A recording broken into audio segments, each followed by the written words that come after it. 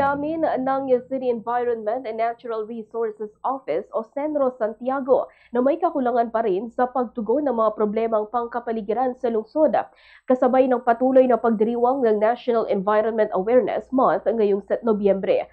Sa naging panayam ng Bombo Radyo Kawayan kay Ginoong Mario de Guzman II, City Environment and Natural Resources Office 2, sinabi nito na kinikilala ng kanilang tanggapan ang ilang hindi pa natutugon ng usapin sa kapaligiran at humihingi sila ng pangunawa mula sa publiko.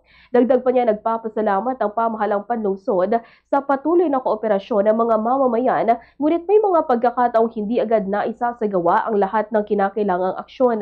Binigyang diin ni De Guzman na nagpapatuloy ang kanilang tanggapan sa pagpapatupad ng mga programang naglalayong itaas ang kamalayan at partisipasyon ng komunidad para sa kalikasan.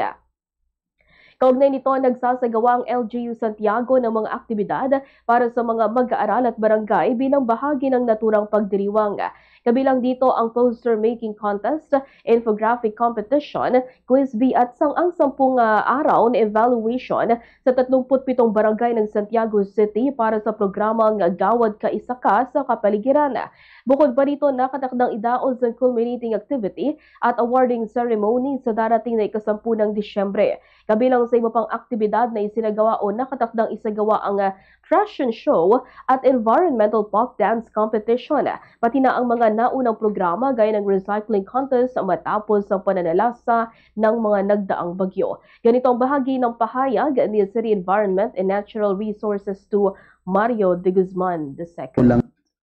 Po ng pamahalang lungsod ng Santiago sa mga kakulangan po ng inyong tanggapan sa Senro, kayo na po sana yung bahalang umintindi at ginagawa naman po natin ang lahat ng ating magagawa kasama kayo, hindi lamang po kami, para po panatilihin nating malinis, maganda at maayos ang lungsod ng Santiago.